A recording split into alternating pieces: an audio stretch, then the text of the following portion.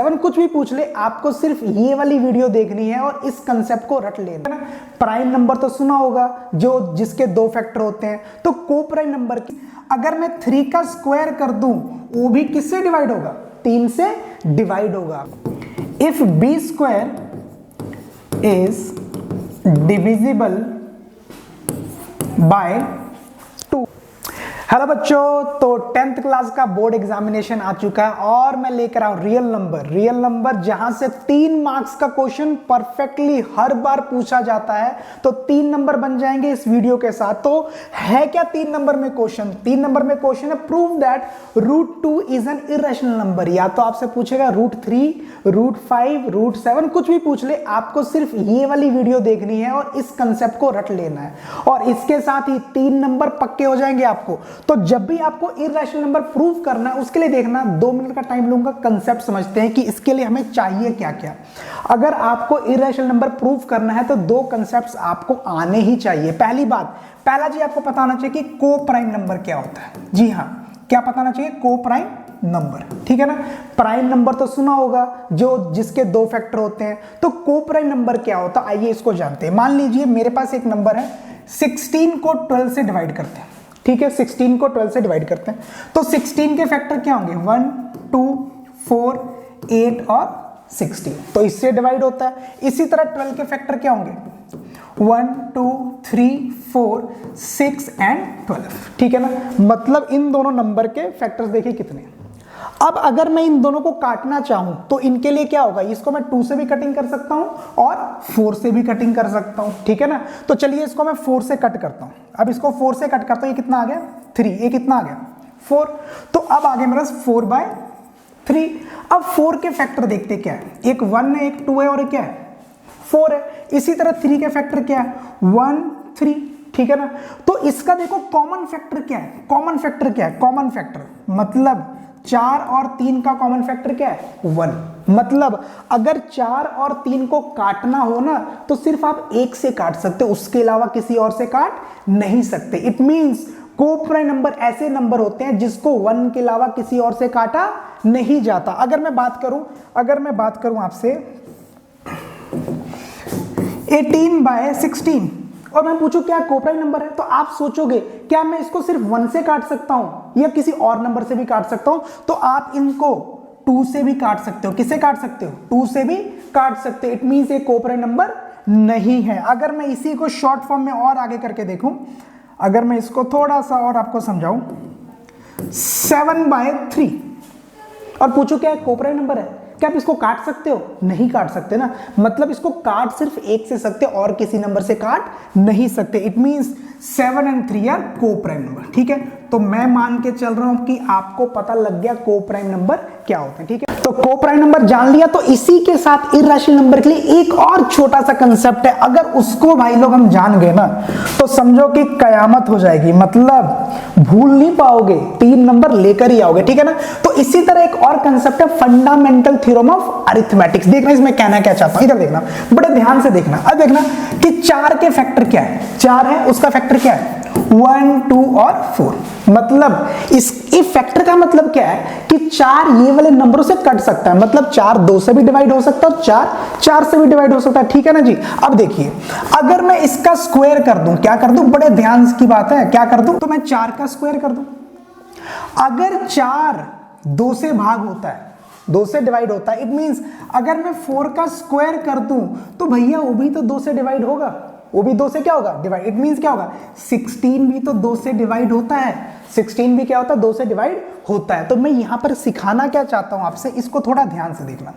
मैं कहना क्या चाहता हूं, अगर 3 से डिवाइड होता है, 3 किससे डिवाइड? 3 से डिवाइड होता है। इट मींस अगर मैं 3 का स्क्वायर कर दूं, वो भी किससे डिवाइड होगा? 3 से डिवाइड होगा। मतलब वो भी नंबर क्या होगा? 3 से डिवाइड होगा। तो यहां पर जो बच्चों को कंफ्यूजन आती है, होता क्या? अगर मैं बोल दूं कि a स्क्वायर 2 से डिवाइड होता है, a स्क्वायर किससे? 2 से डिवाइड। इट मींस जो मेरा ए है वो भी किससे डिवाइड होगा, 2, बस इतना सही है। अगर इतना सीख लिया है तो अब क्वेश्चन पे आते हैं, ठीक है ना। चलो अब टाइम को वेस्ट नहीं करेंगे, कंसेप्ट हम जान चुके हैं, अब प्रूफ करते हैं। Prove that √2 is an irrational number, ठीक है ना। तो इससे पहले तेरे अपने को पता होना चाहिए कि इरेशनल नंबर होता क्या है या फिर रैशनल नंबर होता क्या है। इधर देखना, अगर बात करूं मैं रैशनल नंबर को p/q की फॉर्म में लिखा जा सकता है और इरेशनल नंबर को p/q फॉर्म में नहीं लिखा है। पहला डिफरेंस यही है, ठीक है। तो जब भी इस क्वेश्चन को किया जाएगा, देखो सिंपल सी बात है कि ना मैं ना किसी को कुछ अज्यूम कर लेता हूं। फॉर एग्जांपल मान लीजिए मेरे पास ना कोई एनिमल है, एनिमल को अज्यूम कर लिया, उसको हमने बोल दिया कि बुफेलो है। अब बुफेलो की प्रॉपर्टीज लगानी पड़ेगी उसके ऊपर कि उसके अडर्स होते हैं, मिल्क प्रोडक्शन, ऐसे करके। अगर सोचो उसको मैंने बुफेलो मान लिया और उसमें बुफेलोस की सारी प्रॉपर्टीज लगाऊंगा, अगर उस पर प्रॉपर्टीज लग गई इट मीन्स वो बुफेलो है, अदरवाइज बुफेलो नहीं है। अगर एक और एग्जांपल लेके, मान लो कोई लड़का है, उसके लड़के के कैरेक्टरिस्टिक देखे जाएंगे, अगर लड़के के कैरेक्टरिस्टिक्स मिल गए इट मींस लड़का, अदरवाइज क्या होगा, लड़की होगा, ठीक है ना। वैसे ही क्या है कि इस नंबर में ऐसे ही करेंगे, इसको क्या करेंगे, हम इसको मान लेंगे रैशनल नंबर। क्या मान लेंगे, रैशनल नंबर। फिर रैशनल नंबर की प्रॉपर्टीज लगाएंगे, अगर लग गई तो ठीक है, अगर नहीं लगी तो उसका मतलब क्या, वो नंबर रैशनल नहीं है, वो क्या है, इररैशनल है। और नंबर हमारे पास दो ही तरह के होते हैं, या तो रैशनल या फिर इररैशनल। तो यहां पर प्रूफ करने का सबसे आसान तरीका है कि इसको मान लो रैशनल नंबर। देखना क्या करेंगे, late assume √2 be a rational number, ठीक है। क्या मान लिया, रैशनल नंबर। अब √2 को रैशनल बोलेंगे तो क्या होगा, p/q की फॉर्म में लिख सकते हैं, ठीक है। और p और q क्या होंगे, where p and q are integers. क्या होंगे, इंटीजर्स। एंड और एक बड़ी ध्यान की बात है, q not equal to 0, q की वैल्यू कभी 0 नहीं होगी। इधर मेरे पास होना, अगर मेरे पास मान लो p16 है और ये कितना है, 12 है, तो इसकी कटिंग करेंगे, ये कितना आ जाएगा 4, ये कितना आ जाएगा 3, मतलब p/q क्या हो गया 4/3। क्या अब इनकी कटिंग हो सकती है, नहीं हो सकती ना। इट मींस ये 4 और 3 मेरे क्या है, को प्राइम नंबर। तो सेम यहां पर ऐसे ही काम चलता है। कैसे काम चलता है, मान लो हमने इसकी कटिंग कर दी, इसकी भी कटिंग, ऊपर a अगर नीचे क्या आ गया, b आ गया, उसको कटिंग करेंगे ना, कट करके बिल्कुल लोएस्ट फॉर्म में लेके जाएंगे। तो कैसे लेके जाएंगे, √2 इज इक्वल टू a/b। तो मुझे यहां पर क्या लिखना है, where a and b are coprime number. a और b क्या हो जाएगा मेरे को, मतलब अब इनकी जो a और b है ना, ये सिर्फ डिवाइड होंगे तो किससे होंगे, सिर्फ 1 से होंगे, और किसी नंबर से डिवाइड नहीं होंगे। अगर किसी और नंबर से डिवाइड, देखना लॉजिक, अगर a और b किसी और नंबर से डिवाइड हो गया इट मींस वो को प्राइम नंबर नहीं है। अगर वो को प्राइम नंबर नहीं है तो कैसे, हम तो इसको को प्राइम नंबर मान रहे हैं ना, अगर वो नहीं है इट मींस हमारी अजम्पशन क्या है, गलत है। हमने अजम्पशन में क्या लिया था, रैशनल। अगर नंबर रैशनल तो क्या होगा, इररैशनल नंबर होगा, ठीक है ना। तो हमारा सारा टारगेट, हमने पूरा जान लगा देना है कि a और b को को प्राइम नंबर प्रूव नहीं होने देना। हमने बताना है कि a और b को प्राइम नंबर नहीं है, ठीक है। तो चलिए यहां से करेंगे कि a निकालेंगे, इसको इधर भेज दो, क्या आ जाएगा √2 b is equal to a। इसको उल्टा के लिख दो मिरर की तरह, ठीक है। ऐसे कर ले, जब भी रूट आ जाए, जब भी क्या आ जाए, रूट आ जाए, तो टारगेट क्या होगा, स्क्वायरिंग बोथ साइड। क्या कर देंगे, स्क्वायरिंग बोथ साइड, ठीक है ना, स्क्वायरिंग बोथ साइड। अगर मान लो मैं इसका स्क्वायरिंग कर दूं तो क्या हो जाएगा, थोड़ा ऊपर कर लेते हैं, a² इज इक्वल टू, इधर भी स्क्वायर करूंगा, क्या करूंगा, स्क्वायर √2b का स्क्वायर। तो इसका मतलब क्या होता है, जो 2 है इसके ऊपर भी और 2 इसके ऊपर, इट मींस क्या हो जाएगा √2 का स्क्वायर इंटू b का स्क्वायर। इससे ये कट गया तो बचा क्या, 2b का स्क्वायर। तो इधर देखना, इधर क्या बन गया, a² is equal to 2b का स्क्वायर, ठीक है, a is equal to 2b का स्क्वायर। अब होगा क्या, अगर इसको थोड़ा सा ध्यान से देखोगे, जो हमने थ्योरम पढ़ी है, इधर देखना, इसको थोड़ा ध्यान से देखो, क्या लिख सकते हो इसको, a²/2 is equal to b²। तो इसका मतलब क्या, a² किससे डिवाइड हो रहा है, 2 से। और फंडामेंटल थ्योरम क्या बोलता है, अगर a² 2 से डिवाइड हो रहा है तो ab किससे डिवाइड हो रहा है, 2 से डिवाइड हो रहा है। इधर देखना, according to theorem if A square is divisible by 2, then a is also divisible by 2। बस मेरी बात को सुनना, मैं कहना क्या चाहता हूं, अगर a स्क्वायर 2 से डिवाइड, इट मींस a भी किससे डिवाइड होगा, 2 से डिवाइड होगा, तो मैं कह सकता हूं इसका मतलब a डिवाइड बाय क्या हो जाएगा, 2। अगर मान लो a को 2 से डिवाइड करूंगा, कुछ ना कुछ तो आंसर आएगा ना, उसको क्या बोलूंगा, c। अब देखना यहां पर बड़ा दिक्कत है, हम यहां पे क्या लिखते हैं, where c is some integer. तो बड़ा दिक्कत आता है कि लोग बोलते हैं c है क्या, मतलब a/2 की और c है क्या, पे where c is some integer. अगर आपसे कोई पूछे कि c क्या है, तो सबसे पहले ये पूछो कि मुझे बताओ a क्या है। क्या पूछना है, a क्या। अगर a मेरा 8 है, 8/2 कितना आएगा, c कितना आएगा, 4 आ जाएगा। अगर मेरे पास a 10 है तो c मेरे पास कितना हो जाएगा, 5 हो जाएगा। अगर आपसे कोई c पूछे तो उससे पहले पूछना क्या, तू मेरे को पहले a बता, क्योंकि हमने ये तो देखा ही नहीं। जो वैल्यू a की होगी उसको 2 से डिवाइड करेंगे, हमारे पास क्या आ जाएगा, c आ जाएगा। ठीक है, तो यहां तक हमने ये प्रूव किया कि a किससे डिवाइड हो रहा है, 2 से। और अभी प्रूव करेंगे कि b भी किससे डिवाइड हो रहा है, 2 से डिवाइड हो रहा है।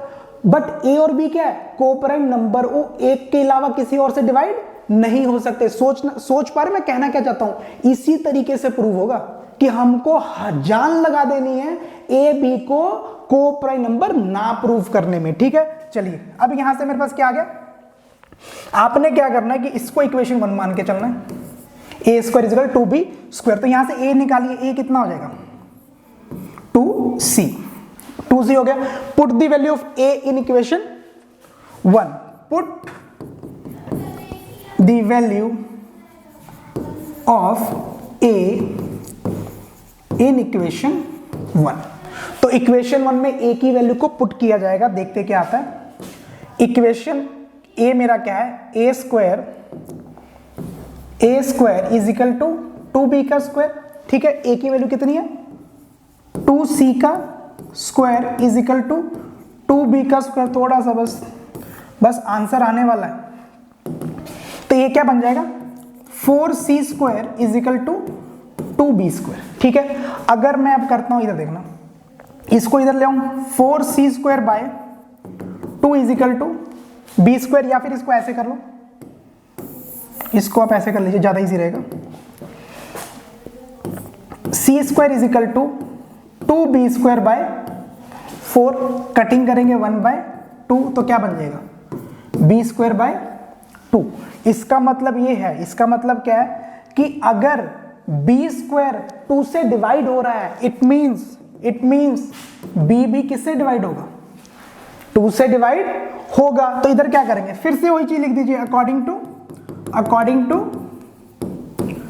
Theorem if b square is divisible by 2, then b is also divisible by 2। b किससे डिवाइड होगा, 2 से डिवाइड होगा। b किससे डिवाइड होगा, 2 से डिवाइड होगा। इट मींस यहां पर देखिए, मैंने क्या बोला था कि जो a और b है वो कौन से नंबर हैं, a और b कौन से नंबर है, कोप्राइम नंबर। बट यहां पे हो क्या रहा है, a भी 2 से डिवाइड हो रहा है और b भी किससे डिवाइड हो रहा है, 2 से डिवाइड हो रहा है। तो इसका मतलब क्या है, hence our assumption is wrong because, क्यों, because